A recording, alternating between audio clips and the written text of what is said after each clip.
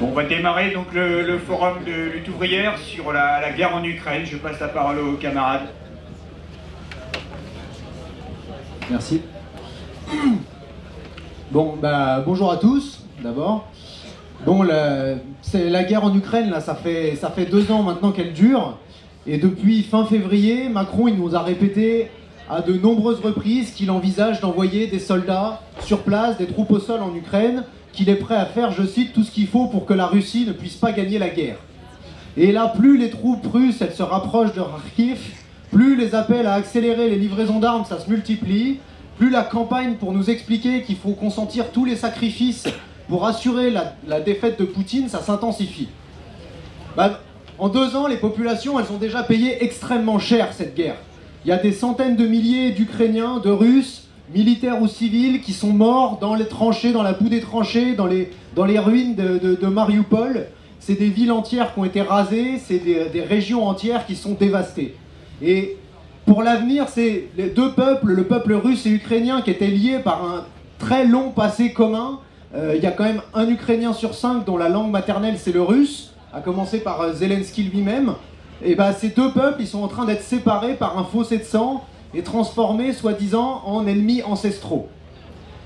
Alors pour justifier la poursuite de cette guerre, les Biden, les Macron, ils nous répètent qu'il s'agit d'assurer la démocratie, l'indépendance de l'Ukraine, qu'il faut protéger l'Europe contre l'agression du dictateur Poutine. Mais à quel moment les interventions américaines en Irak, en Afghanistan, elles ont apporté la démocratie? Jamais. En Ukraine, Zelensky, là, il utilise la guerre, la loi martiale, pour mettre toute la population au pas. Et y compris aujourd'hui que l'unité nationale qui prévalait au début de la guerre, elle fait long feu. Maintenant, voilà, on voit que pendant que la jeunesse dorée, elle fait la fête à Kiev, les jeunes prolos, eux, ils sont raflés de force par l'armée dans les rues pour être envoyés au front pour boucher les trous de l'armée. Et y compris dans les territoires reconquis, on voit que l'armée ukrainienne, elle utilise les mêmes méthodes que l'armée russe, la torture, les exécutions sommaires contre tous ceux qui sont soupçonnés de collaboration avec la Russie. Voilà, ça c'est pour la démocratie. Et sur l'agression de Poutine, c'est aussi une manière de masquer que tout l'engrenage qui a mené à cette guerre, en réalité, il est de la responsabilité des grandes puissances impérialistes, à commencer par les États-Unis.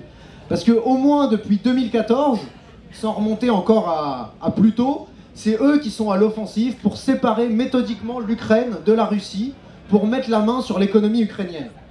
Ils nous parlent de défense du droit des peuples, mais c'est un piège. Et il ne faut pas tomber justement dans ce piège du petit État agressé par son méchant voisin. La guerre en Ukraine, c'est une guerre des impérialistes, en rivalité avec les privilégiés russes pour le contrôle des richesses de l'ancienne URSS. Parce que depuis 2014, l'armée ukrainienne, elle est prise en main intégralement par les États-Unis. Les soldats qui meurent sur le front, oui, c'est vrai, ils sont ukrainiens, mais toutes les décisions importantes pour la conduite de la guerre, elles se prennent pas à Washington. Elles se prennent à Washington, elles se prennent pas à Kiev, précisément. Et là, un exemple récent, pour obtenir ces missiles et ces obus, Zelensky, il a quand même dû supplier pendant 6 mois avant que le Congrès américain, il accorde 61 milliards pour de nouvelles armes, quoi. Cette guerre, en réalité, elle ne renforce pas la souveraineté de l'Ukraine, elle accélère sa transformation en une semi-colonie des impérialistes occidentaux, à commencer évidemment par les plus puissants, c'est-à-dire les capitalistes américains. Alors cet affrontement entre les USA et la Russie, il remonte en réalité bien avant l'invasion du 24 février 2022. Cette guerre, elle n'a pas commencé il y a 2 ans. L'origine de cette guerre, c'est la politique des grandes puissances, États-Unis en tête depuis au moins 30 ans, pour reprendre pied dans les territoires de l'ex-URSS. Parce que toute cette zone, un 1/6 de la planète, c'est quand même une région qui, pendant près d'1 siècle, a fonctionné avec une économie soviétique qui était en marge du capitalisme, qui ne fonctionnait pas sur la base de la propriété privée, de la concurrence capitaliste, mais dans le cadre d'une économie développée à l'échelle de l'ensemble de l'URSS.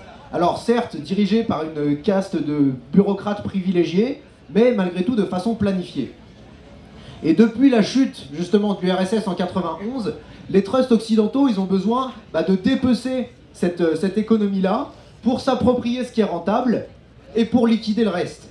Et en Ukraine en particulier, ils sont en particulier visés l'Ukraine parce qu'elle est plus petite, plus abordable quelque part que la Russie de Poutine, où il a quand même restauré un appareil d'État puissant avec des méthodes d'anciens du KGB. Et voilà, comme exemple, on peut citer en Ukraine l'américain Westinghouse qui a mis la main sur les centrales nucléaires. On peut citer Cargill, Dupont, Monsanto qui mettent la main sur toute l'agro-industrie, les usines de semences, d'engrais. On peut citer les capitalistes français, la BNP, le Crédit Agricole qui se taillent une part dans le secteur bancaire. Et puis on peut citer surtout toutes les agro-holdings qui associent des financiers occidentaux et des oligarques ukrainiens pour accaparer des centaines de milliers d'hectares des fameuses terres noires là, dont on nous parle régulièrement, qui sont parmi les plus fertiles du monde. C'est pour ça qu'ils se battent. Et au-delà même des richesses qui peuvent directement piller en Ukraine, les USA, ils veulent faire de l'Ukraine une base avancée contre la Russie. Parce que depuis 30 ans, l'OTAN, elle a méthodiquement cerné la Russie avec des bases militaires, depuis les pays baltes jusqu'à l'Asie centrale. Et y compris en janvier dernier, il y a un article du New York Times qui a encore rappelé que depuis 2014, précisément, les USA, ils ont ouvert 12 nouvelles bases à la frontière de la Russie. Alors, comme ils le disent eux-mêmes, je les cite, c'est des Ukrainiens qui appuient sur les gâchettes, mais c'est des officiers américains qui désignent les cibles. Bon, ça dit quand même ce que ça veut dire. Et quand les États occidentaux, aujourd'hui, ils prétendent aider l'Ukraine, comme ils le disent à tour de bras, ils protègent pas la population ukrainienne, ils s'en fichent. Ils protègent leur zone d'influence, ils protègent leurs investissements, ils protègent leurs capitalistes. Les livraisons d'armes, c'est pas des dons, c'est jamais des dons, c'est des ventes. Ça remplit les carnets de commandes de Lockheed Martin, de Rheinmetall, de Nexter là, pour les canons César. Et ces ventes, elles sont financées comment? Elles sont financées en endettant l'État ukrainien. Et ça, cette dette, on sait ce que ça veut dire. Là, depuis 2022, la dette de l'Ukraine, elle a augmenté de 30 milliards. Et ça servira à asservir l'État ukrainien exactement comme ça a servi à écraser l'État grec il y a quelques années. Ça, c'est les travailleurs ukrainiens qui le payeront. Ils payeront cette guerre 2 fois. Ils la payent aujourd'hui en crevant dans les tranchées pour les intérêts des capitalistes. Et la deuxième fois, pour ceux qui ne seront pas morts, ils vont devoir rembourser cette dette pendant des décennies. Parce que la guerre qui se passe en Ukraine, comme n'importe quelle guerre, elle n'arrête pas la lutte de classe. Au contraire, elle l'intensifie. Et là, on voit bien comment les scandales de corruption à répétition en Ukraine, ça montre comment tout justement les privilégiés, ils savent toujours utiliser ces situations-là pour s'enrichir, sur les commandes de l'armée, ils savent détourner le ravitaillement pour s'en mettre plein les poches. Et pendant ce temps-là, Zelensky, il profite de la loi martiale, l'interdiction des grèves, des manifestations, de tout ce que vous voulez, pour faire passer tout ce qu'il n'avait pas pu faire passer plus tôt. La sécurité sociale, elle a été supprimée en Ukraine, les salaires, ils ont été réduits, les heures de travail augmentées, et toutes ces mesures, elles sont justifiées au nom de l'urgence de la guerre, l'effort de guerre. Mais en réalité, elles continueront à s'appliquer après. Et ils s'en cachent même pas. Le gouvernement ukrainien, il revendique ouvertement son objectif, je cite, de désoviétiser le pays. Et qu'est-ce que ça veut dire dans sa bouche? Ça veut dire liquider les quelques mesures du Code du travail qui étaient héritées de l'ancienne URSS, précisément, et qui protégeaient encore un tant soit peu, en tout cas qui étaient un tant soit peu favorables aux travailleurs. Et c'est ça, cette attaque frontale contre tous les travailleurs, et en particulier les travailleurs ukrainiens, c'est ça qu'on nous présente comme la lutte pour le droit des Ukrainiens à disposer d'eux-mêmes. Mais les dirigeants impérialistes, ils se moquent du droit des peuples à disposer d'eux-mêmes. Et s'il en faut un seul exemple, c'est quand même leur soutien massif à Israël dans son massacre des Palestiniens depuis des mois. Et ça, ce droit des peuples, ils ne le ressortent que lorsqu'il s'agit, nous, de nous embrigader. Le directeur de la CIA, il a fait un article là où il explique les choses clairement. Il dit, lui, son objectif, c'est de convaincre les républicains américains qui hésitent à continuer à financer la guerre. Et lui, il dit, il s'agit d'un investissement relativement modeste, avec des retombées géopolitiques importantes pour les États-Unis et des retombées notables pour l'industrie américaine. Bon, voilà les objectifs des Américains. Zelensky, il a beau aboyer fort, c'est les dirigeants américains qui décident, et ils décident en fonction de leurs intérêts à eux. À un siècle de distance, la phrase d'Anatole France, elle est toujours aussi valable. On croit mourir pour la patrie, on meurt pour les industriels. Et en l'occurrence, il s'agit des marchands de canons américains et des holdings financières occidentales. Alors au sein de l'extrême gauche, parmi ceux qui ne sont pas à applaudir Biden quand il envoie des bombes à fragmentation, et qui critiquent un petit peu, tant soit peu, les manœuvres de l'impérialisme occidental, la plupart se contentent de le renvoyer dos à dos avec l'impérialisme de Poutine, comme ils disent. Mais même cette manière-là de présenter les choses, c'est toujours une manière de minimiser la responsabilité de nos propres dirigeants. Parce que, bon, évidemment, les troupes russes qui occupent le territoire ukrainien, elles se comportent avec toute la brutalité d'une armée d'occupation. Mais ça suffit pas à en faire une puissance impérialiste. Ou alors, le Rwanda qui occupe l'est du Congo, c'est aussi une puissance impérialiste. L'impérialisme, c'est pas seulement une politique militaire agressive. C'est tout un ordre social où les États capitalistes, riches, puissants, ils imposent la domination de leur trust à l'ensemble de la planète. Et ça, c'est pas un critère moral, c'est une boussole pour comprendre les ressorts de la société, les tenants, les aboutissants de la guerre qui a commencé et qui est peut-être en train de se généraliser. Et face à la pression des États occidentaux, des États-Unis, Poutine, il est sur la défensive en réalité, parce qu'il n'a pas derrière lui le poids social, économique d'une bourgeoisie puissante et développée. La propriété privée, qui est le fondement de l'ordre capitaliste, elle n'a jamais été pleinement rétablie en Russie, même après la chute de l'URSS. Si tous les oligarques russes, ils mettent leur fortune à Londres, à Amsterdam, à Chypre, c'est pas un hasard. Parce qu'en réalité, ils savent très bien que contrairement à un Bernard Arnault ou à un Vincent Bolloré, leur fortune, elle dépend fondamentalement du bon vouloir du maître du Kremlin. Ce qui n'est pas le cas vis-à-vis de Macron en France. Et sur le marché mondial, les oligarques russes, ils pèsent rien face aux capitalistes occidentaux.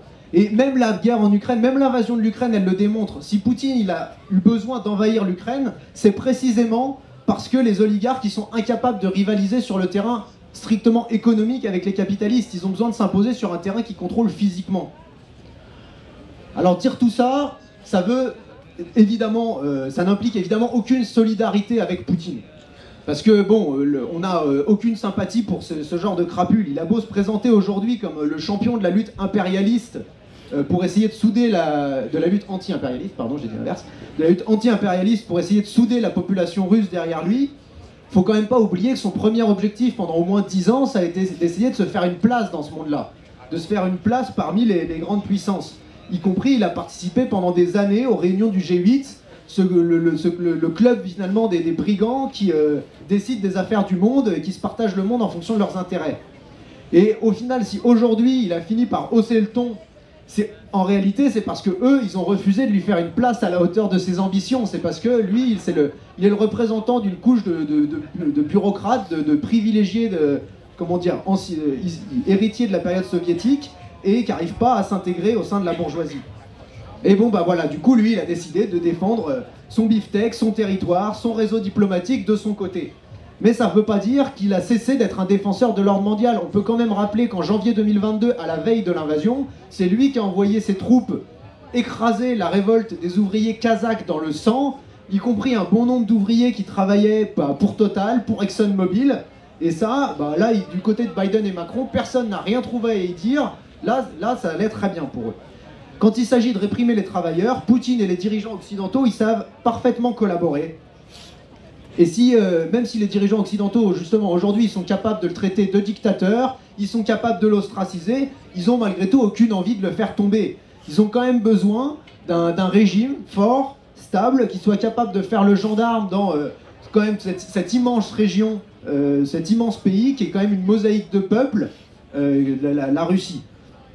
Et bah oui, ils sont dans une situation contradictoire. D'un côté, ils utilisent tous les nationalismes possibles, ukrainiens, géorgiens, baltes, etc., pour essayer de diviser des populations, pour essayer de monter les populations les unes contre les autres, pour les affaiblir, pour affaiblir la Russie, pour soumettre tout ce monde-là. Mais de l'autre, bah oui, ils redoutent la déstabilisation ou pire, l'éclatement de la Russie. Ça fait partie des contradictions de leur ordre social. Mais ce qui est sûr dans tout ça, c'est que toutes ces rivalités, ça ne fait pas de Poutine un allié de la classe ouvrière tout court. La révolte, parce que je dis ça parce que la révolte face au pillage du monde, qui est 1000 fois légitime, elle pousse un certain nombre de travailleurs, en particulier ceux qui sont issus des anciennes colonies, ici en France, à regarder avec espoir du côté de Poutine, en y cherchant finalement un point d'appui contre les impérialistes. y compris par exemple quand les putschistes nigériens ils ont dégagé l'armée française là, en septembre dernier, on a pu entendre l'espoir que l'armée russe, elle, se comporterait différemment. Ben ça, c'est une illusion. Et c'est une illusion qui nous désarme, parce que face au pillage du monde par les grands groupes capitalistes, face aux États à leur service, les travailleurs, on ne peut compter que sur nos propres forces. Il n'y aura aucun sauveur suprême pour renverser cet ordre social à notre place. On est les seuls à n'avoir aucun intérêt particulier, aucune propriété privée, aucune zone d'influence à défendre dans ce monde-là. Alors, reprendre le mot d'ordre, troupes russes hors d'Ukraine, comme le fait la quasi-totalité de l'extrême gauche depuis le début de la guerre, en réalité, c'est s'aligner derrière le but de guerre des USA. Là, aujourd'hui, on ne sait pas comment la guerre elle va évoluer, on ne sait pas comment vont évoluer les combats. Est-ce que la Russie, elle va réussir à enfoncer le front? Est-ce que finalement, ça va finir par se stabiliser et que ça va finir par se geler sur les lignes actuelles? Ou est-ce que même les armes occidentales, elles vont permettre de retourner la situation et aux Ukrainiens de reprendre du terrain? On ne sait pas. Ce qui est sûr, c'est que même le jusqu'au-boutisme affiché de Zelensky, en réalité, il ne garantit pas même l'indépendance de l'Ukraine, même cet objectif qu'ils affichent là. Parce que les capitalistes américains, à l'instant où ils décideront que ce n'est plus un investissement suffisamment rentable pour eux, eh ben ils le lâcheront, ou bien ils le forceront à négocier, exactement comme ils l'ont fait avec le gouvernement fantoche qu'ils avaient installé en Afghanistan, qu'ils ont lâché du jour au lendemain face aux talibans. Alors il faut bien voir, dans tout ça, le plus important, c'est que si la paix, elle devait survenir sous l'égide du capitalisme américain, elle ne vaudra pas mieux pour les classes populaires ukrainiennes qu'une paix signée sous la menace des canons russes. Parce que dans les deux cas, pour les prolétaires ukrainiens, pour les prolétaires russes, les sacrifices, ils vont continuer et ils vont s'intensifier. Parce que ce sera il faut reconstruire le pays, ce sera il faut rembourser la dette. Et donc, tous les sacrifices, ils vont être imposés. Les mines, les obus non éclatés, ils vont continuer à tuer pendant des décennies et des décennies. Et même, cette paix, en réalité, ce sera seulement une trêve. Parce que même si même si ça finit pas par provoquer l'éclatement de la Russie, ce qui provoquerait quand même, le chaos dans toute la région. Même si c'est pas ça qui se passe, cette frontière, ça restera de toute manière un point chaud permanent qui menacera en permanence de se rallumer à chaque remontée des tensions. La seule issue qui soit digne de ce nom pour les peuples de la région et plus largement, c'est que finalement les peuples ils réussissent à passer par-dessus le fossé de sang que les impérialistes ils sont en train de creuser. Ça peut sembler peut-être utopique, vu la situation en cours au milieu d'une guerre. Mais il faut bien voir que, y compris c'était quoi la situation en 1917, à la veille de la révolution russe? C'était les travailleurs russes, ukrainiens déjà, les Allemands, les Français, etc., qui s'entretuaient dans les tranchées depuis des années, et des haines. Il y en avait, des mecs qui avaient vu leurs potes mourir sous leurs yeux, il y en avait un paquet. Et pourtant, la révolte contre la guerre qui est partie de Russie, elle a fini par se généraliser, elle a fini par entraîner tous ces peuples-là dans une lutte commune contre le capitalisme, parce que c'est ce système-là qui fait naître les guerres et qui les alimente en permanence. Et ça, ça n'a été possible que grâce à la politique des bolcheviks, de dire il faut retourner les fusils des soldats contre leurs officiers. C'est la phrase de l'Internationale, nos balles sont pour nos propres généraux. C'est uniquement à ce prix-là que des liens de confiance peuvent se renouer entre des populations justement qui ont été séparées par la guerre. Et finalement, quand même, si on regarde la révolution russe, c'est cette politique-là qui a permis de construire l'Union soviétique, au sein de laquelle, malgré la dictature stalinienne qui s'est imposée derrière pendant des années, les travailleurs russes, ukrainiens, biélorusses, kazakhs, etc., ils ont pu coexister pendant un siècle, presque un siècle, avec une même citoyenneté soviétique. Cette perspective-là, c'est la seule pour laquelle ça vaut la peine de militer. Plus l'ambiance guerrière, elle s'approfondit, plus tous nos gouvernements, ils vont faire pression pour que la population, elle s'aligne derrière les buts de guerre de sa bourgeoisie nationale. Et ça, c'est un piège mortel. Et pour tous ceux qui ont à cœur de défendre les intérêts des travailleurs russes, ukrainiens et ailleurs, l'urgence, c'est d'œuvrer précisément pour rejeter cette union nationale derrière laquelle on veut nous embrigader. Et la première chose à faire pour y arriver, c'est déjà que nous, ici, on y résiste nous-mêmes en défendant coûte que coûte l'idée que ce soit en période de guerre ou que ce soit en période de paix, l'ennemi principal est dans notre propre pays.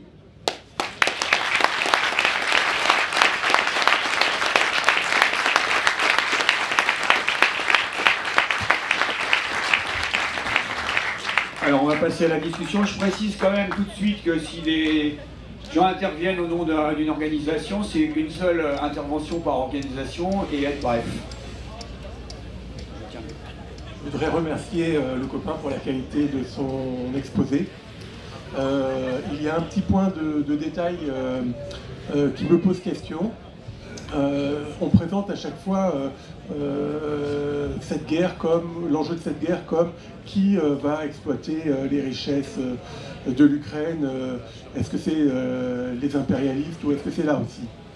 Alors que moi, les informations que j'obtiens en me renseignant auprès de très bons spécialistes en géopolitique, c'est plutôt que le problème pour la Russie, c'est ses frontières immenses, ces grandes villes qui sont proches et exposées, qui sont proches des Occidentaux et exposées à leur pression via la grande plaine européenne qui permet directement aux armées européennes d'arriver à Saint-Pétersbourg ou à Moscou. Donc avec toute l'histoire, Napoléon, l'Allemagne, tous les pays qui ont pu en 2 coups de cuillère à peau se retrouver aux portes de Moscou. Et donc du coup la revendication historique de la Russie et de l'Union soviétique d'avoir cette zone tampon et l'impossibilité pour la Russie de perdre cette zone neutre de l'Ukraine sans être exposée justement aux tentatives de déstabilisation ou de destruction de la part de l'Occident. Voilà, c'était cette question-là. Alors, autre point, donc, pour confirmer ça, la Russie, c'est un pays immense, qui a des ressources immenses, qui va récupérer l'Arctique. Les richesses de l'Ukraine, bon, ben, c'est sûr que si ça tombe dans les mains des oligarques, ils vont s'en servir, mais ils n'en ont pas besoin.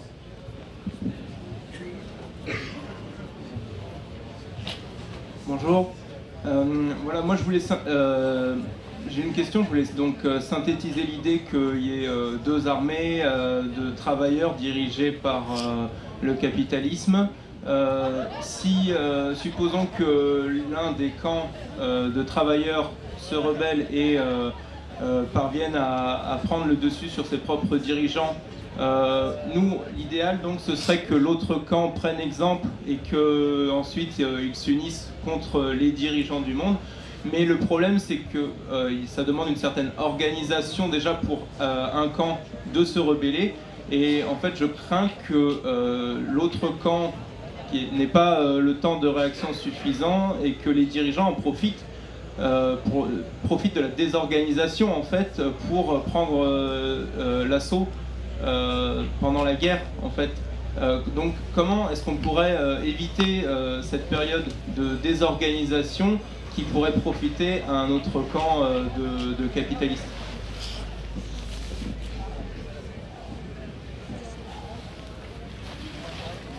Moi j'ai une hésitation par rapport à la Russie. Pourquoi on dit qu'elle n'est pas impérialiste dans tout son comportement? Aujourd'hui c'est plus une économie socialisée, c'est une économie capitaliste.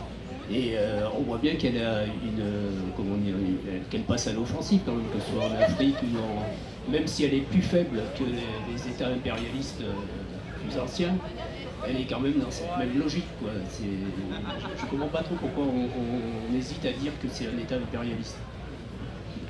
C'est pas un État. Ouais, je peux attaquer les choses. Ok. Bon, mais c'est... Bah, je vais commencer justement par cette question de est-ce que la Russie elle est impérialiste, et puis c'est un peu en lien avec ce que tu développais.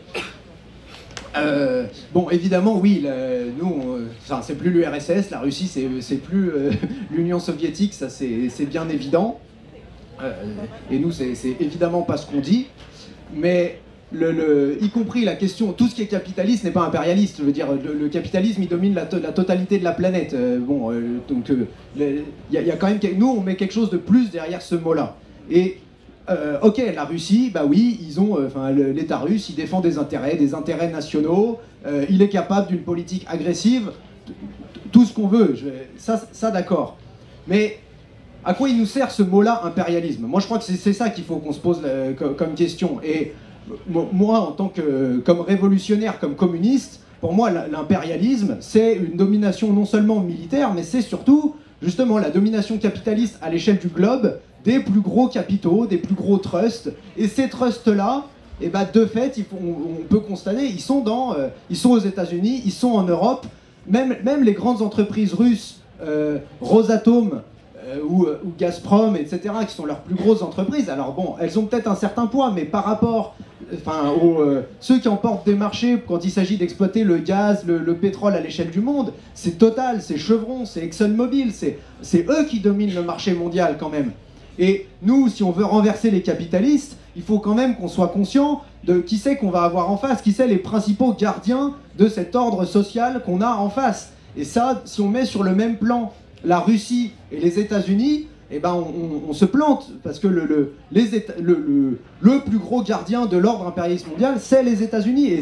Et ça, tous ceux qui nous répètent à longueur de journée l'impérialisme de Poutine, c'est pour nous faire oublier ça, c'est pour chercher à mettre tout ça finalement sur un pied d'égalité. Et nous, en tout cas, c'est pour ça qu'on ne veut pas marcher dans ce piège-là. Et du coup, je rebondis sur ce que tu disais sur l'histoire des richesses ukrainiennes. Bah oui, moi je suis assez d'accord avec toi. D'ailleurs, c'est un aspect de ce que j'ai développé, c'est que bon, évidemment, il y a des richesses à prendre, ils se servent de part et d'autre. Mais déjà, d'une part, tu noteras que moi j'ai surtout souligné ça pour justement les capitalistes, parce que c'est vrai que les ressorts de la Russie, et là aussi ça permet de le comprendre, c'est pas exactement les mêmes. Ils réfléchissent pas exactement de la même manière, dans le sens où effectivement, Poutine il défend ses intérêts de bureaucrate, il veut avoir le port de Sébastopol là, pour avoir sa marine avec un port qui soit pas gelé en hiver, etc. Bon, comment dire, de ce point de vue-là, le poids des bourgeois, enfin le poids des privilégiés russes, et bien précisément, c'est pas le même sur leur appareil d'État que le poids des capitalistes occidentaux. Mais justement, mais même du point de vue des Occidentaux, l'Ukraine, finalement, c'est ce que je disais, ils veulent s'en servir aussi comme une base militaire, une base avancée contre la Russie. C'est-à-dire que la guerre qu'ils font en Ukraine, c'est pas seulement justement la question de l'Ukraine. C'est là que c'est pas seulement une guerre de libération nationale comme on essaye de nous la faire passer. C'est une guerre entre les USA, entre l'Occident et la Russie, où ils utilisent l'Ukraine. Ils utilisent l'Ukraine comme des pions pour mener leur guerre à eux. Parce que, en réalité, là où il y a le plus de richesses à piller, bah oui, ce serait précisément en Russie. Et c'est ça qu'ils aimeraient bien faire craquer. Alors ça, c'est pour ça. Et ensuite, du coup, il y avait ton intervention, tu disais, bon... voilà, dans une guerre, les deux armées, s'il y a un camp qui commence à se retourner contre ses généraux, les autres ils vont en profiter pour enfoncer le front, si je résume.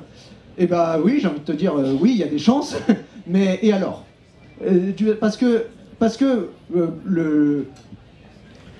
Lénine, il disait, la défaite de notre propre impérialisme, c'est le moindre mal. Et quand ils l'ont fait en Russie, c'est exactement ce qui s'est passé. Bah oui, bien sûr, les soldats russes qui désertaient, bah oui, les généraux allemands, ils en ont profité pour enfoncer le front. Ils ont conquis justement toute l'Ukraine, toute cette partie-là. En quelques semaines, ils ont fait une avancée énorme. Donc dans l'immédiat, et la Russie, elle a été forcée de signer un traité de paix qui était peut-être le pire de l'histoire à ce moment-là. Mais les généraux, ils ont peut-être triomphé sur le coup. Ils ont crié victoire. Mais en réalité, c'est une victoire qui s'est retournée contre eux, parce que les troupes qu'ils ont envoyées en Ukraine, occuper l'Ukraine, et un an après, ils les contrôlaient plus, parce qu'ils ont été contaminés par précisément cet esprit révolutionnaire. Et un an après, c'était la révolution à Berlin. Donc, oui, dans un premier temps, à courte vue, c'était une défaite militaire. Mais sur le fond, ce que les dirigeants bolcheviques ils avaient pigé, c'est qu'il y a des liens plus profonds entre les soldats, même de nationalités différentes. La haine de la guerre, le fait de ne pas vouloir crever dans les tranchées, quand tu vois les bourges qui s'en mettent plein les poches dans leur palais, et que ça, c'est un lien plus fort, en réalité, que les liens nationaux. Et c'est là-dessus qu'ils ont misé, et c'est quand même ça qui a permis à la Révolution de se répandre dans toute l'Europe.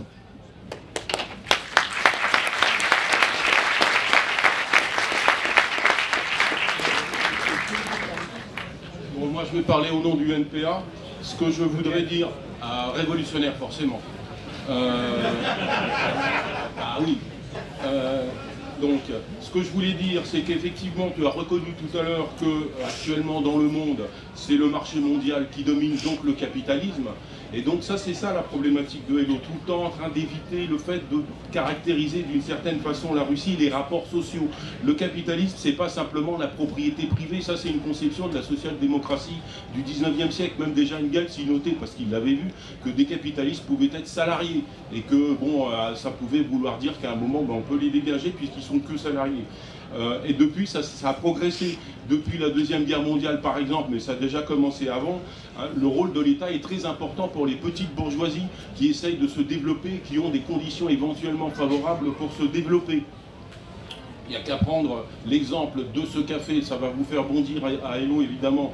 Staline, c'est le représentant de la bourgeoisie française, de la bourgeoisie russe, pardon, de la contre-révolution russe.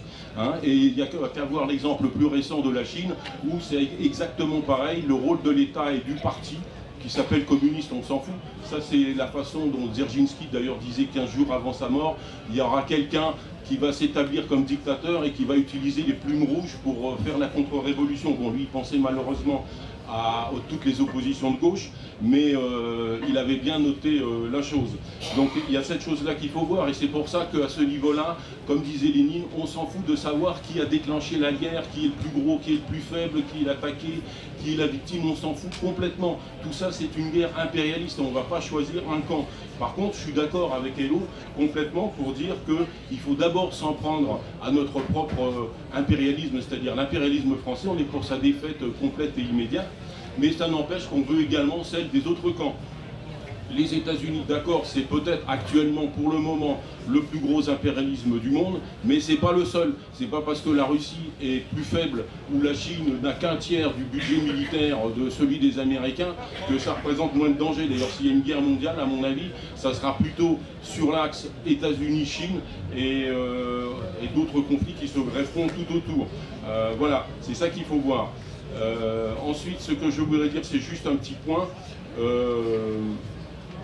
Quand tu as dit que Zelensky implore pour avoir des armes, le Congrès, c'est pas parce qu'il s'est fait longtemps implorer qu'il a donné des armes. Il y a une contradiction dans l'impérialisme américain entre, au niveau de ses représentants politiques, c'est-à-dire les républicains d'un côté et les démocrates de l'autre. Il y a une contradiction et ils hésitent toujours d'ailleurs à savoir jusqu'à quel point ils s'engagent. C'est uniquement pour cette raison-là. Et dernier tout petit détail, mais qui est important, tu as parlé de 1/5 de russophones en Russie, mais là tu as repris les statistiques utilisées officiellement par l'État ukrainien, parce que de fait le nombre de russophones est bien plus important. Il y a des tas de gens qui déclarent en Ukraine, surtout la petite bourgeoisie, ils se parlent en russe à la maison, mais quand il y a un enfant qui est né, surtout après l'indépendance, on lui parlait vite ukrainien pour déclarer que sa langue maternelle c'est l'ukrainien. Donc en fait c'est au moins 40-50% de la population qui utilise le russe de façon très large. Voilà, merci. D'autres?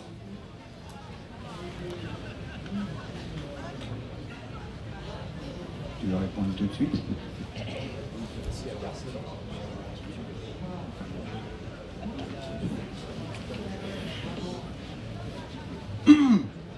Alors, bon, je vais pas rebondir sur tout ce que tu as dit, parce que t'en as dit beaucoup. Sur le dernier truc, là, 1/5 de russophones, moi ce que j'ai dit, c'est qu'il y a 1/5 de gens qui ont le russe comme langue maternelle. Il y a bien plus de russophones que ça, là je suis d'accord avec toi. Bref, ça c'est un détail. Mais sur le fond, je veux dire, moi j'ai jamais dit que là-dedans, on choisissait un camp. Je pense que tous ceux qui ont écouté le topo ont bien compris qu'à aucun moment on défend Poutine et qu'on veut que la victoire de Poutine. À aucun moment on a dit ça. La question en réalité elle n'est pas là. Prétendre que c'est ça le désaccord, c'est faux. Nous, là où on a un désaccord, c'est moi, si je prends le NPA révolutionnaire, j'ai lu votre canard, ça devait être, votre journal, pardon, ça devait être le 2e ou le 3e numéro, je me rappelle d'un éditorial qui terminait par « Troupes russes hors d'Ukraine, et pour cela, prolétaires de tous les pays, unissons-nous ». Bah, pour moi, ça s'appelle faire un grand écart politique, c'est-à-dire qu'on reprend simultanément tout et son contraire. Troupes russes hors d'Ukraine, actuellement, c'est quand même le mot d'ordre derrière lequel se rangent tous les soutiens, Biden, et tous les soutiens de Biden. Et y compris toute une partie de l'extrême gauche, à commencer par le NPA, l'autre morceau. Alors eux, ils applaudissent encore plus franchement. Essayer de concilier les deux comme si tout ça, ça pouvait aller ensemble. Bah non, c'est pas possible en réalité. Si les Ukrainiens, parce que troupes russes hors d'Ukraine, qu'est-ce que ça veut dire? Ça veut dire on s'en donne les moyens. À un moment donné, quand on a l'armée russe en face, bon bah ok, donc on balance des bombes à fragmentation. Donc là, vous avez vu Zelensky qui a décidé que les Ukrainiens qui sont à l'étranger, on leur renouvellerait pas leurs papiers. Donc dans ce cas-là, on va aller faire la chasse aux sans-papiers ukrainiens pour les livrer à Zelensky pour qu'il puisse les envoyer au front. Si c'est troupes russes hors d'Ukraine l'objectif, on s'en donne les moyens. Et aujourd'hui, c'est ça qu'ils sont en train de faire. Bah moi, j'ai pas envie de marcher là-dedans. Et prolétaires de tous les pays, unissez-vous. Bah oui, ça, je suis d'accord, mais c'est exactement l'inverse.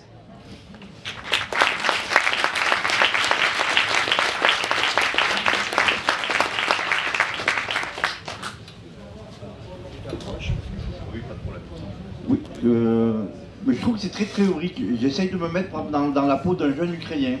Qu'est-ce que je fais?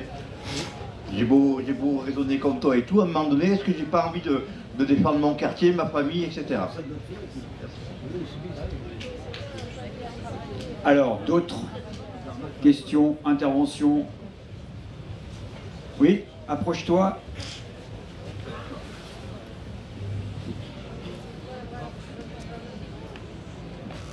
Ouais, moi je m'appelle Christian, je suis ouvrier dans l'agroalimentaire, moi je suis Révolution Permanente. Moi c'est plus une question sur ton topo, je partage quand même pas mal de choses de ce que tu as pu dire, mais j'ai deux questions. Quand tu parles de la bourgeoisie russe et de la force de Poutine, moi ça me fait tiquer parce que j'ai l'impression que vous sous-estimez quand même de ouf la bourgeoisie russe et vous surestimez peut-être les forces de Poutine, comme si quand je vous écoute il n'y a pas eu de restauration bourgeoise en Russie. Quand je vous entends j'ai l'impression d'entendre, je vais caricaturer un peu, mais vraiment j'ai l'impression d'entendre qu'en gros on est juste sur un ouvrier encore dégénéré. Je trouve c'est bizarre la façon que vous avez de caractériser moi, la Russie. Moi je les considère comme une force régionale, je sais pas comme d'autres organisations qui vont dire que c'est un pays impérialiste et tout, mais je trouve que c'est vraiment bizarre comment vous avez de caractériser la Russie. Et ensuite sur le mot d'ordre, troupes russes hors d'Ukraine, pour vous c'est pas un bon mot d'ordre. Et j'aimerais comprendre parce que moi je sais pas, c'est un mot d'ordre qui est aussi juste, quoi, c'est les troupes russes hors d'Ukraine, mais aussi bien sûr les troupes occidentales, les armes occidentales. Nous on défend pas le fait qu'il y ait des livraisons d'armes comme on a pu voir avec le NPA, etc., etc. Mais je trouve c'est bizarre de dire juste le mot qui serait faux, ce mot d'ordre là, le mot d'ordre troupes russes hors d'Ukraine. Je sais pas, moi, on est ni Poutine ni OTAN, on est d'accord quoi, mais je pensais que vous étiez aussi d'accord là-dessus, que les troupes russes sortent d'Ukraine quand même maintenant. Je trouve c'est bizarre parce qu'après vous dites que vous n'êtes pas pour la Russie, mais de l'autre côté on dirait que vous êtes d'accord qu'elles soient encore en Ukraine quoi, les troupes russes. C'est un peu bizarre la façon que vous le tournez quoi. Encore une autre?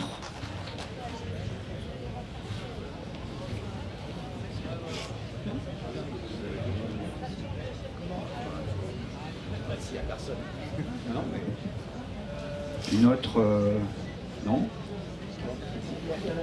Ah.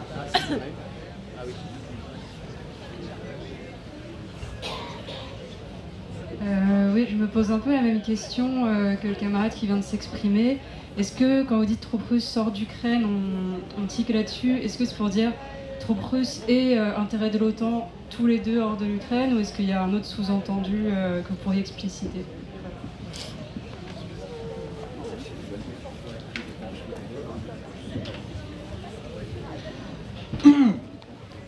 Ouais.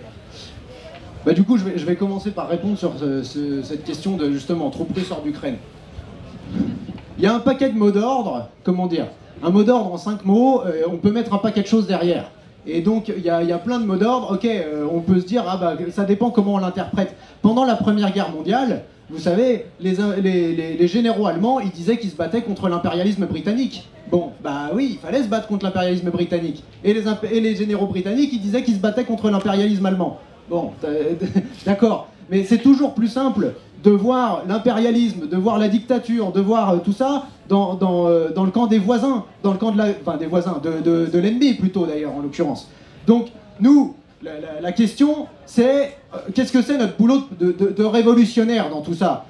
Est-ce qu'il y a besoin de nous pour répéter troupes russes hors d'Ukraine, pour expliquer que c'est un problème, l'invasion? Je veux dire, tu allumes ta télé, t'as Macron, Raphaël Enthoven, tous ceux que tu veux, tous ils vont te l'expliquer matin, midi et soir. Les prolétaires ici en France, ils n'ont pas besoin de nous pour savoir tout ce que Poutine il fait comme saloperie. Par contre, là où ils ont besoin de nous, là où nous on peut apporter quelque chose, c'est pour dénoncer les manœuvres de nos impérialistes. Et encore une fois, se borner à dire finalement tout ça c'est sur le même plan, troupes russes hors d'Ukraine mais aussi l'OTAN, il y a l'impérialisme occidental, il y a l'impérialisme russe, tout ça c'est pareil, et ben au final ça ne permet pas non plus de comprendre qui c'est qui mène la danse. Et nous on raisonne quand même, on raisonne pas qu'en spectateur, on n'est pas là pour compter les points, nous cet ordre social on aspire à l'abattre. Et on espère bien qu'à un moment donné, y compris les travailleurs ukrainiens, les travailleurs russes, ça deviendra leur objectif aussi. Et à ce moment-là, quand on voudra abattre ce système-là, le problème, c'est pas se contenter de cogner sur les sous-fifres. Même si les sous-fifres sont des brutes, c'est pas la question. Le problème, c'est d'abattre les dirigeants. Et encore une fois, la forteresse du capitalisme dans le monde, eh ben oui, elle est aux États-Unis, elle est en France, en Allemagne, au Japon. Et de fait pas en Russie. Et ça, c'est les capitalistes français, excusez-moi, ils pèsent plus sur le marché mondial que les capitalistes russes, alors que c'est un pays 100 fois plus vaste. Bah, ça doit quand même nous faire réfléchir sur... Il y a quand même une différence dans tout ça, et y compris si c'est plus l'Union soviétique, bah, le passé il disparaît pas d'un coup de baguette magique. Il y a quand même des choses qui continuent de... Comment dire la société russe, elle n'a pas la même origine, elle n'a pas le même développement que nos sociétés capitalistes ici, et ça a des conséquences, y compris sur la manière dont ça fonctionne aujourd'hui. Et du coup, l'autre question, c'était sur un jeune Ukrainien aujourd'hui, est-ce qu'il n'a pas envie de défendre son pays, son quartier? Et moi, ça, je pense que c'est une très bonne question. Ça, je pense que c'est vraiment, c'est important de réfléchir, parce que en réalité, en période de guerre, au début d'une guerre, on réfléchit, tout le monde réfléchit comme ça. Tous les travailleurs réfléchissent comme ça. Évidemment, quand des bombes tombent sur ta maison, évidemment, la première chose que tu te demandes, c'est comment je fais pour protéger mes gosses. C'est évident. Mais toute la question, précisément, c'est comment on peut le faire. Et en Ukraine, finalement, ça l'illustre. Parce que oui, il y a eu un réflexe d'union nationale en 2022. Au début, il y a eu ce sentiment-là, tout un tas d'Ukrainiens même qui sont allés s'engager volontairement. On l'a vu. Et à l'époque, nous, on passait justement pour des tarés quand on disait non, c'est les Occidentaux d'abord qui sont à l'offensive. Alors déjà, aujourd'hui, on constate que ça a un peu changé de ton. Déjà, c'est un peu plus... à l'extrême gauche, c'est déjà un petit peu plus... On met les deux sur le même plan parce que finalement, plus ça va et plus on s'aperçoit que les Occidentaux, ils sont pas des blanches colombes. Bah oui, mais ça on pouvait le savoir dès le départ quand même. Et en réalité, c'est ça aussi que la guerre, elle est en train de faire réaliser aux Ukrainiens eux-mêmes. Pourquoi Zelensky aujourd'hui, il a besoin de faire des rafles pour combler les trous dans l'armée? Pourquoi est-ce qu'il a besoin d'aller envoyer son armée récupérer les gars à la salle de sport, les foutre dans un camion et les envoyer au front? Et ben c'est précisément parce que l'envie spontanée d'aller s'engager dans l'armée, et ben elle disparaît, et de plus en plus. Et pourquoi elle disparaît? Parce que les Ukrainiens, les travailleurs ukrainiens, ils sont pas aveugles. Ils le voient que les sacrifices, c'est pas pour tout le monde. Ils le voient que quand t'es le fils d'un diplomate, quand t'es le fils d'un oligarque, et ben peut-être t'as pu prendre un avion pour Madrid, pour Londres, au début de la guerre. Et puis même si t'es revenu, et ben finalement, on t'a trouvé une place au chaud. Il y avait un article du Monde là, de l'été dernier qui c'était un reportage où ils allaient voir les jeunes Ukrainiens de la jeunesse dorée qui allaient faire boire des cocktails au bord de la piscine, etc. Et qui disaient ah bah oui mais moi je contribue, mon papa il a donné de l'argent à l'armée. Bah ça évidemment quand ça fait 2 ans que t'es au front et que tu vois que ces gars-là c'est comme ça que ça se passe et que c'est les mêmes qui t'expliquent qu'il faut aller crever pour l'Ukraine. Bah oui, ça fait réfléchir. Et quelque part, nous, c'est là-dessus qu'on mise justement pour transformer les guerres impérialistes en guerre civile, ce dont je parlais à la fin. C'est sur le fait que les prolétaires, ils prendront conscience pendant la guerre que la lutte de classe, elle continue. Et que du coup, les armes qu'on leur aura mis de force dans les mains, eh ben, ils s'en serviront pour renverser leurs oppresseurs.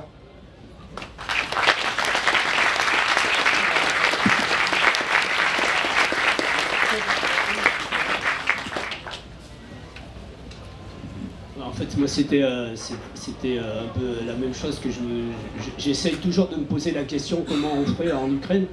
Et c'est vrai que plus on réfléchit et plus on se dit qu'un militant, il se bat dans l'exploitation en étant exploité auprès de ses collègues. Et puis si un jour il y a la guerre, nous on n'y est pas préparé, mais ça peut venir, et ben on sera dans la même situation en fait, c'est de se retrouver à aller se battre avec nos copains pour essayer de militer et de retourner nos copains un jour ou l'autre, parce que oui, comme ça se passe en ce moment, moi j'ai lu Mediapart hier, ils ont vraiment des difficultés à retrouver des jeunes, et les vieux veulent plus rester parce qu'ils sont depuis le début de la guerre sur le front et ils en ont ras-le-bol, quoi. Voilà.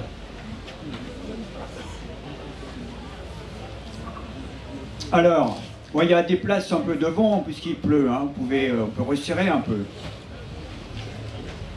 Est-ce qu'il y a d'autres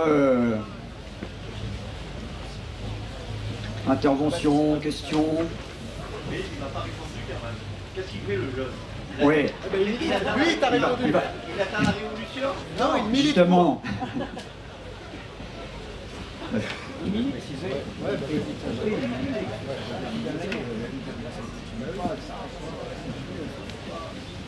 Nous, on n'a jamais dit, on n'a jamais milité pour attendre quoi que ce soit. Le jeune, qui est, comme tu dis, bah oui, moi je suis d'accord avec ce que disait le copain. C'est exactement comme à l'usine. À l'usine, on n'attend pas la révolution, on milite pour. On défend auprès de nos collègues l'idée qu'il faut s'organiser, qu'il faut faire grève, qu'il faut se battre et qu'un jour il faudra renverser cette société. Bah quand t'es dans l'armée, bah oui, t'es enrôlé, t'as pas forcément le choix. T'es sous la direction de généraux qui te demandent pas ton avis, qui te traitent comme de la chair à canon.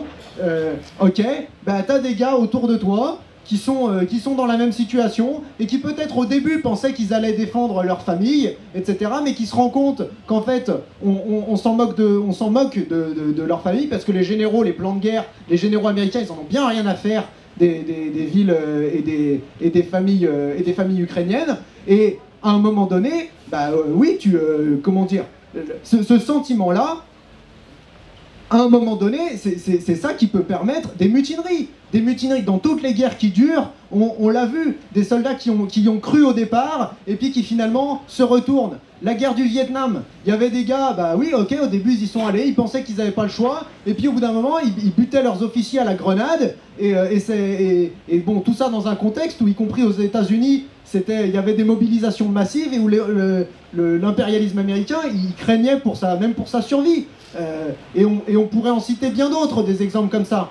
Bah, nous, c'est là-dessus qu'on mise, c'est sur le fait que même dans l'armée, il y a des classes sociales. Les soldats, c'est des ouvriers, c'est des paysans. Les généraux, les dirigeants, c'est des bourgeois, voire c'est des nobles, dans un certain nombre de cas.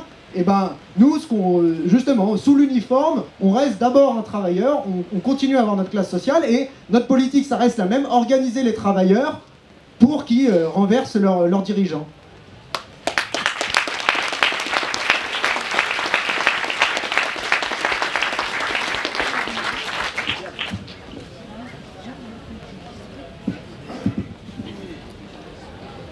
Bon, alors il nous reste quelques minutes, si encore...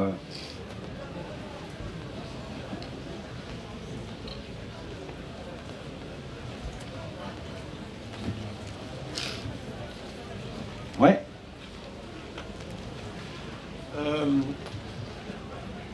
Certains sont assez étonnés en fait par les capacités industrielles de la Russie et parlent en fait d'une logique complètement différente quand on compare avec l'industrie de l'armement occidental. L'industrie occidentale de l'armement serait dirigée par le profit et l'industrie russe serait dirigée par les objectifs de production d'armes. Est-ce que ce serait dû au fait que la Russie serait en avance au point de vue de la militarisation de la production d'armes, de la nationalisation de la production d'armes comme font tous les pays en cas de conflit, ou alors c'est un reste du passé soviétique?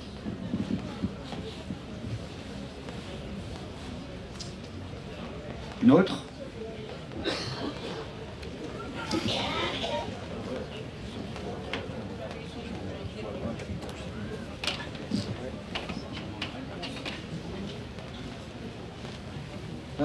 Bah oui, enfin ça c'est sûr que l'industrie, les bureaucrates russes, ils ont hérité de toute une industrie de l'époque soviétique et là ils l'utilisent effectivement à fond dans la guerre.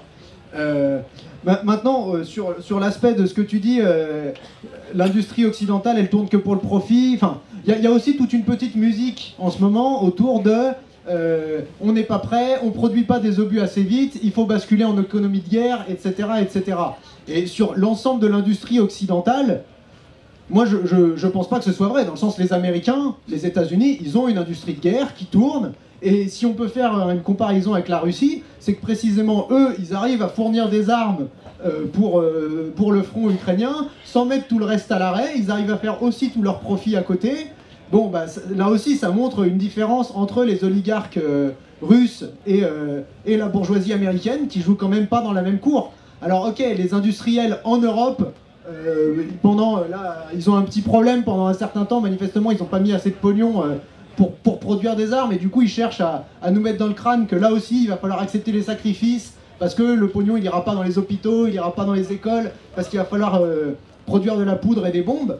Mais ça aussi, ça fait partie de cette campagne-là. Et enfin, moi, je pense que ça fait aussi partie de la campagne contre laquelle il faut militer, quoi.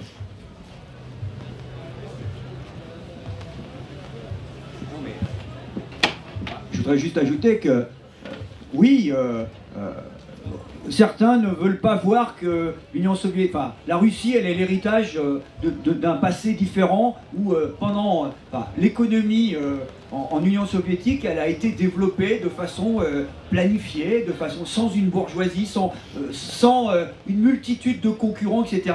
C'est vrai que le complexe militaro-industriel dont on nous parle à propos de la Russie, il est l'héritage de ça. Et que, oui, il est capable de le mobiliser plus vite. Il y a tout un aspect de propagande aujourd'hui sur l'économie de guerre pour justifier qu'on la met en place, mais c'est vrai que les capitalistes ont la concurrence des capitalistes, le morcellement de la production, ça leur pose des tas de problèmes, et de ce point de vue-là, les capacités de production en Russie, elles sont plus élevées.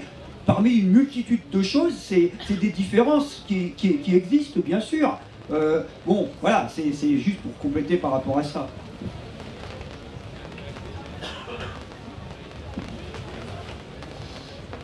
Ah, s'il y a encore une intervention.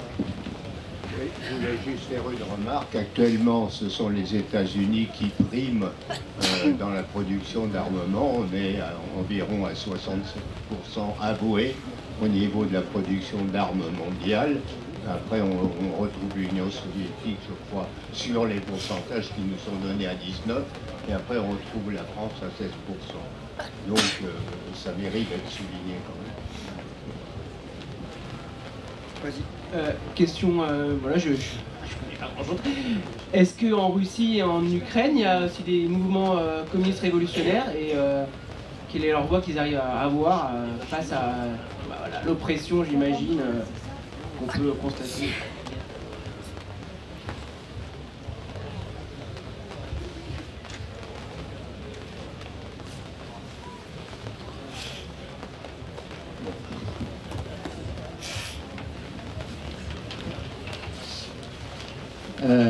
Ouais, alors est-ce qu'en Russie et en Ukraine il y a des militants communistes? J'espère. Enfin bon, certainement, je pense que vu le passé de ces pays-là, doit forcément y en avoir. Maintenant, qu'est-ce qu'ils mettent derrière que le mot communisme? Je pense que c'est très varié. En tout cas, il n'y a pas des partis communistes de la taille, de l'ampleur qui serait nécessaire, ça c'est bien évident. Maintenant, comment dire, ce qui existe par contre, et ce sur quoi des militants ils pourraient s'appuyer là-bas, c'est quand même justement les liens qui existent par contre entre les peuples. Et parce que ça justement, parmi ceux qui pensent qu'une fraternisation c'est utopique, où est-ce que ça peut sortir, et y compris il y avait eu une intervention où on disait il n'y a pas d'organisation. La fraternisation elle vient pas forcément d'organisation politique communiste au départ. La fraternisation, elle s'est faite au départ, même pendant la Première Guerre mondiale, à d'autres occasions, entre des soldats. C'est à un tout autre niveau. Et ça, de ce point de vue-là, cette guerre, c'est particulièrement une guerre fratricide. Et justement, moi j'ai rencontré, y compris un certain nombre d'Ukrainiens qui m'ont raconté qu'ils avaient la moitié de leur famille à Kiev, l'autre à Moscou, qui connaissent des gens de part et d'autre. Ben, tous ces liens-là, ils existent. Et évidemment qu'ils peuvent servir de support à une fraternisation, même le fait que de part et d'autre ils parlent la même langue enfin oui, pour tout un tas de ces soldats-là, ils parlent la même langue. Bah, rien que ça, c'est quand même nettement plus favorable que quand c'est pas le cas. Donc tout ça, ça existe. Et moi, en tout cas, je pense que c'est là-dessus qu'on pourrait s'appuyer. Après, Bah oui, c'est vrai que même une fraternisation, même une révolte commune, pour que ça existe, il faudrait qu'il y ait des militants. Bah, quelque part, et peut-être je vais conclure là-dessus, nous c'est aussi précisément pour ça qu'on existe, c'est pour ça qu'on veut militer, y compris des Russes, des Ukrainiens, il y en a en France. Bah, on peut s'adresser à eux, ils connaissent peut-être des gens justement dans leur pays. C'est le fait de militer, c'est toujours avec cet objectif international là en tête. Et en particulier en ce moment, justement, là, cette guerre entre les USA et la Russie par Ukraine interposée, elle a quand même marqué un tournant là, dans la situation internationale. On a bien vu comment ça sert de... tous les états-majors, ils réarment, tous les états bourgeois, ils réarment, les tensions, elles se sont ravivées, ils ont tous un œil là sur ce qui se passe en Ukraine pour préparer les guerres de demain, ils parlent de préparer des guerres de haute intensité. Quelque part, ce qui arrive là dans les tranchées aux portes de Kharkiv, c'est ce qui nous attend tous. Et de ce point de vue-là, eux, ils en tirent des leçons, justement, ils étudient les choses d'un point de vue militaire, d'un point de vue politique aussi. Toutes ces histoires de droits des peuples, comment ça a pu servir à nous embrigader, et ils en retiennent des leçons aussi, et ils l'utiliseront à nouveau. Il faut pas croire, eux ils retiennent ces leçons-là. Bah nous, il faut qu'on les tire aussi. Et précisément là sur cette histoire du droit des peuples, la guerre pour la démocratie, ça a servi, ça sert encore à nous embrigader. Nous, il faut pas qu'on tombe dans ce piège-là maintenant, parce que si on veut que demain des révoltes, des mutineries, elles puissent déboucher sur une révolution, ça voudra dire qu'il faudra qu'il y ait eu des militants qui n'aient pas perdu la boussole entre-temps et qui aient continué, y compris pendant la guerre, de regarder d'abord dans leur propre pays, leurs propres dirigeants, et de se rappeler que c'est là qu'est l'ennemi et que c'est eux qu'il faudra abattre.